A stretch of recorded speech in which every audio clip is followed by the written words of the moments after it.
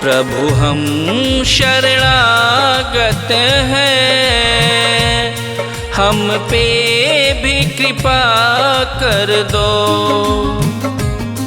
चरणों में जगह दे दो,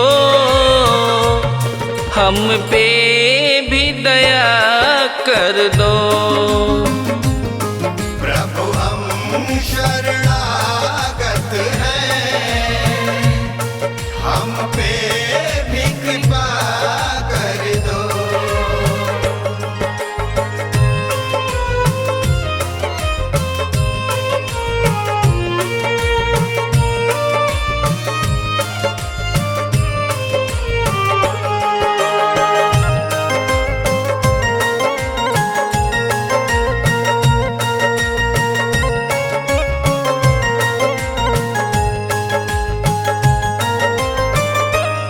भटके हुए पथिक हैं हम, पथ दिखला दो सच्चा।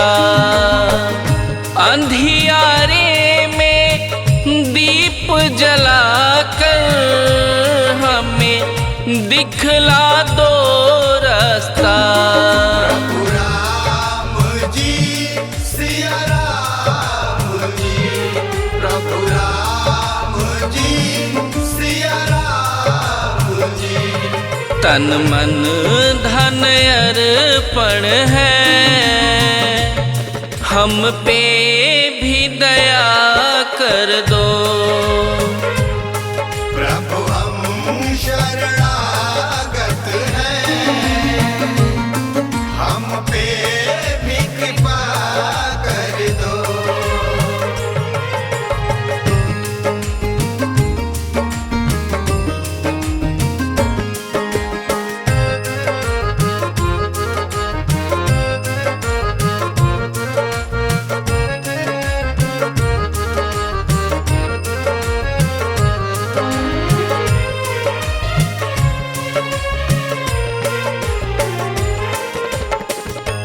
तुम ही हो जीवन के सागर, तुम बिन सूना संसार।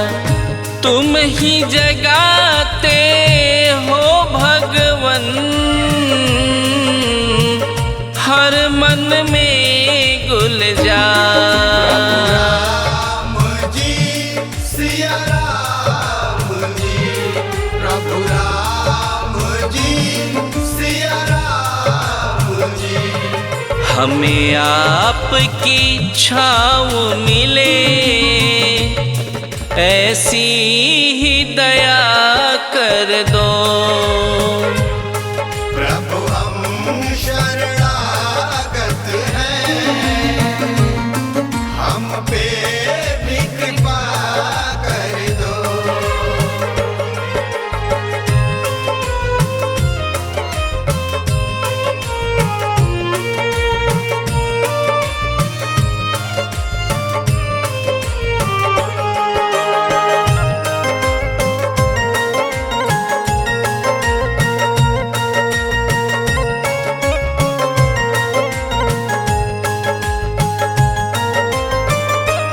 पापों से भरा ये तन, तेरी चरण झुकाया है।